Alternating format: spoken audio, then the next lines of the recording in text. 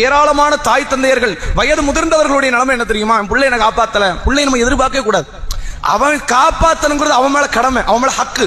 அதை அவன் செய்யலன்னா மறுமை நாளில் அவன் சொர்க்கம் நுழைய முடியாது என்ற அளவிற்கு மார்க்கம் சொல்லுது. நீங்கள் எதிர்பார்க்காதீங்க, என் பிள்ளை என்ன காப்பாத்துவான், என் பையன் காப்பாத்துவான், என் பொண்ணு காப்பாத்தும் நினைக்காதீங்க. என் மௌத்து வரை என் மனைவியை நான் தான் காப்பாற்றும், என் மௌத்து வரை என்ன நான் தான் காப்பாற்றணும். அதற்காக பொருளாதாரத்தை சேர்க்கணும். அதனால தான் ரசூலுல்லாஹ் சொத்தை பிரிக்காதீங்க. நாங்க சொத்த பிள்ளைகளுக்கு முன்னாடி பிரிச்சிடக்கூடாது. இந்த வீட்டை நீ வச்சுக்க, அந்த வீட்டை நீ வச்சுக்க, அந்த தோட்டத்தை நீ வச்சுக்க. கடைசி நீ அவன்கிட்ட கை கட்டி நிக்கணும், அவன்கிட்ட கெஞ்சணும், அவன்கிட்ட கையேந்து நிக்கணும். நீ சொத்தை வச்சிருக்கிற வரைக்கும், உனது பொருளாதாரத்தை நீ பாதுகாக்கிற வரைக்கும் நீ தான் ராஜா. உன்கிட்ட அவன் கை கட்டி நிற்பான். வாப்பா ஏதாவது தருவாரா, கிடைக்குமா, நான் பணிவிட செய்யலன்னா கொடுக்க மாட்டார மௌத்துக்கு அப்புறம், இந்த மனநிலையில் அவன் வந்து நிற்பான். யாருக்கிட்டையும் கையேந்துகின்ற நிலையில், கை கட்டி நிற்கிற நிலையில் ஒரு இஸ்லாமியன் செயல்படக்கூடாது. இது நபிமார்களுடைய பண்பு நல்லா காட்டுறான்.